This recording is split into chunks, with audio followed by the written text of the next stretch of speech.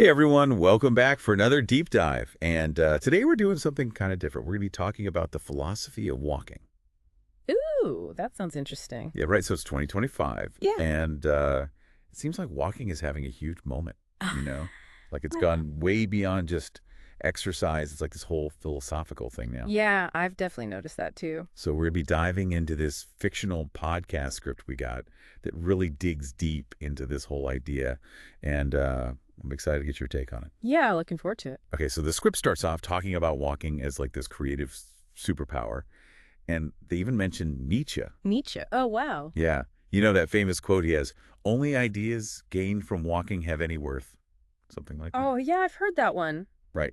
Pretty bold statement. But the crazy thing is, modern science actually seems to be kind of backing him up. Really? How Yeah. so? Well, apparently there are studies showing that the rhythm of walking, it actually stimulates brain activity. It's Yeah. like those steps help us shake loose new ideas and make connections we might not have made just sitting still. Huh. That's fascinating. You know, I never thought about it that way, but it makes sense. Like when I'm trying to work through a problem, I always find myself pacing around. Me too. Mm, There's something about moving that just gets those mental gears turning. totally. And I feel like this idea of walking as a creative act is even more relevant now in 2025. I mean, think about how much time we spend on screens and bombarded with Oh information. my gosh, it's constant. Right. So walking, it's almost like this act of rebellion against that whole digital grind. It's like we're taking back control of our own minds, Yeah. disconnecting from all the noise and reconnecting with our own thoughts. Exactly. And, the script connects this to the whole slow philosophy movement. Have you heard of that? Yeah, vaguely. So it's this idea of like rejecting the constant rush and hurry that seems to define modern life and just slowing down, appreciating the journey instead of always racing to the destination. Yeah, that resonates with me for sure. I catch myself like speed walking to the subway all the time, not even noticing what's around me. Right. It's like we're always on autopilot, and walking can be a way to break out of that.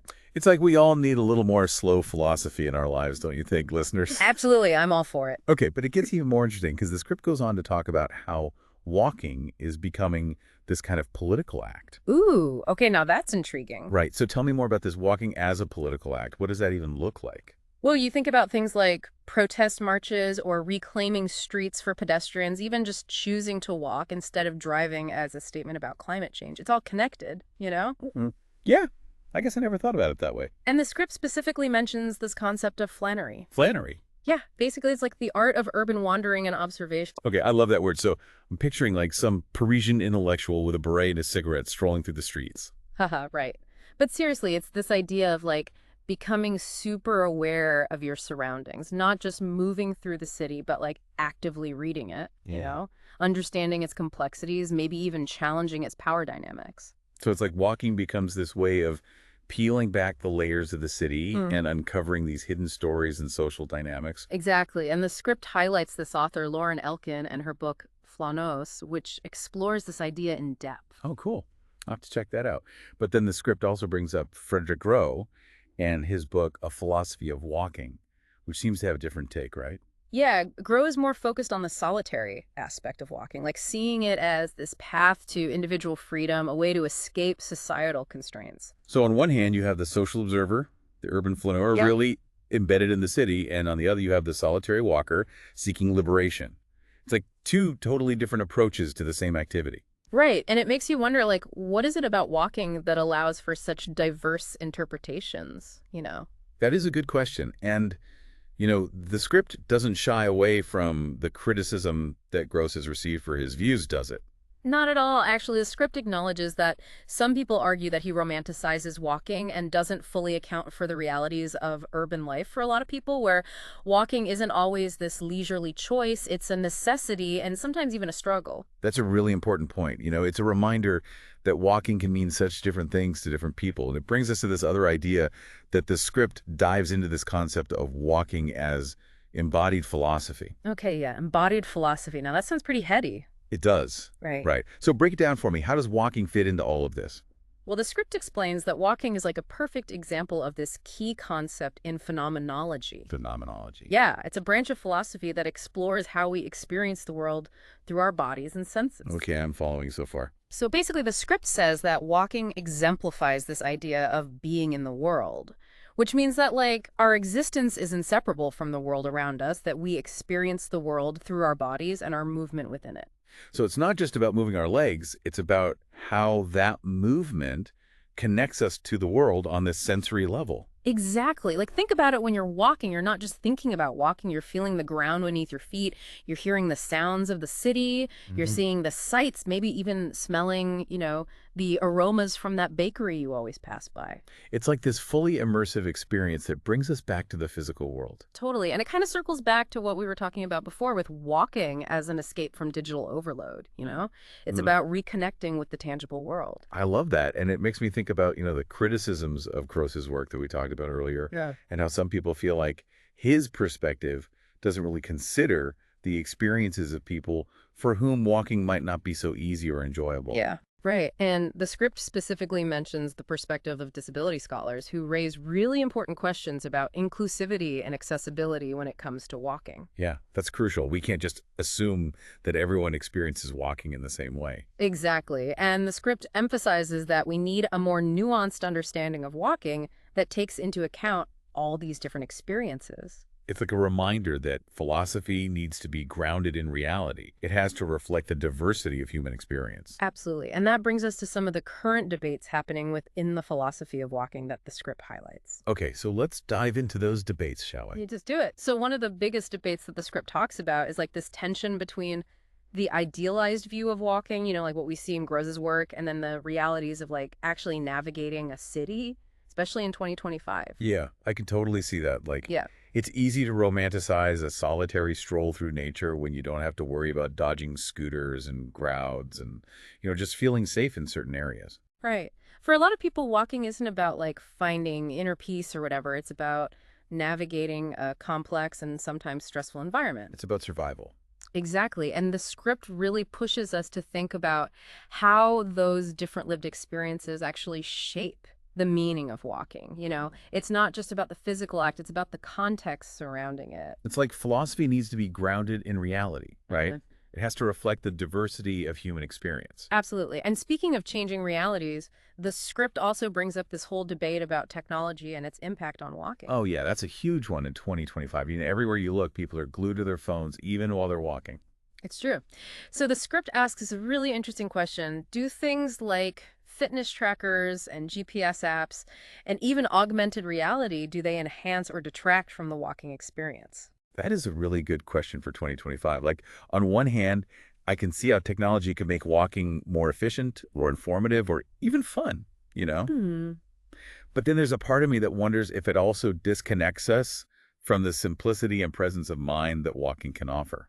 It's a tricky balance for sure. The script points out that some people really love the gamification of walking, like tracking their steps and distances and setting goals and maybe even competing with friends. Yeah, for them, technology adds like a layer of engagement and motivation. Yeah. But then for others, it might feel like a total distraction. Like it pulls them out of that mindful sensory experience of being present in the moment. I can definitely see both sides. And the script doesn't try to say what's right or wrong.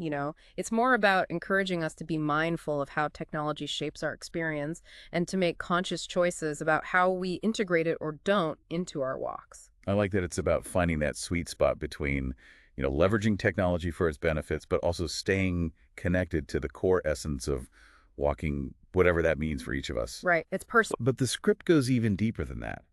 It also talks about the importance of considering a wide range of perspectives in these discussions. You know, things like race and class and gender and even indigenous viewpoints. Oh, absolutely. It really emphasizes that walking can have completely different meanings for different people, and factors like safety, accessibility, and cultural context all play a role. Like what might feel like a totally liberating nighttime stroll for one person could feel really risky and anxiety-inducing for someone else. Exactly. And the script also talks about how Indigenous voices are really enriching this conversation, shifting the focus from a purely individual act to one that's really intertwined with the land and ancestral knowledge. It's like a reminder that walking isn't just about our own personal experience. It's about our relationship with the land, acknowledging the history and the generations who have walked those paths before us. It's powerful stuff. It is. And speaking of the future, the script even touches on how the philosophy of walking might evolve as we move further into the 21st century. Yeah, it speculates about how all these emerging technologies like artificial intelligence, Yeah. how those might shape our walking experiences. Like AI-powered hiking guides or personalized routes based on your preferences, maybe even augmented reality overlays that enhance your surroundings as you walk. It's kind of mind-blowing to think about, like AI could curate these amazing walking adventures, but would it deepen our connection to the world or would it create another layer of separation? It's a question worth considering, for sure. Definitely. And the script doesn't shy away from the potential downsides either. Like, for example, it raises concerns about how climate change might make outdoor walking less of a leisure activity and more of a necessity or even a challenge in some parts of the world. It's a sobering thought. Walking might become less about leisurely strolls and more about adapting to a changing environment. It really highlights the urgency of addressing climate change, Yeah. and creating more walkable, resilient cities for the future. It makes you think about access and equity, too, like who will have safe and pleasant places to walk as our world changes. Big question. It is, and it reminds us that the philosophy of walking isn't just this abstract concept. It's intertwined with real-world issues that affect all of us. For sure. So it leads us to a really crucial question. Where do we go from here? Like, how do we take all these insights about the philosophy of walking and actually apply them to our own lives? That's what I'm wondering, too, and that's something we're going to explore further in just a moment. So we've been talking about all these different aspects of walking, but the script doesn't just leave us with these, like, big abstract ideas. Right. It actually gives us some concrete things to think Well, about. yeah, like it ends with this call to action. Yeah. It encourages us to really examine our own walking experiences. To be more present during our walks, to like notice the little details, to actually feel that connection between our bodies and the environment. It's like turning an everyday activity into a mindful practice. Exactly. And it makes me wonder, listeners, what does walking mean to you? Do you use it as a time to think or to de-stress or to connect with nature or maybe even to like make a statement about the world? I think it can be all of those things. Yeah, for sure. For me, walking has become like this essential part of my day, a time to just clear my head and just be. It's so interesting how something so simple can be so powerful. It really is. Yeah. And the script reminds us that in a world that's constantly pulling us in a million different directions, walking can be this grounding force, this way to reconnect with ourselves and our communities and the natural world. It's a chance to slow down, to think differently, to notice things we might otherwise miss. And like we talked about, it can also be a way to challenge the status quo, to advocate for change, to connect with the land in a meaningful way. Yeah, walking can be pretty radical when you think about it. It can. And so as we wrap up this deep dive, I want to leave you with a challenge. The next time you go for a walk, really pay attention to the experience. Notice the rhythm of your steps. Feel the ground beneath your feet. Take in the sights and the sounds around you. Let your mind wander. Let yourself be surprised by what you discover. You might even stumble upon a new idea or two along the way. Like Nietzsche said, only ideas gained from walking have any worth. Uh-huh. There you go. Yeah. So on that note, thanks for joining us for this deep dive into the philosophy of walking. Until next time, keep exploring, keep thinking, and keep walking.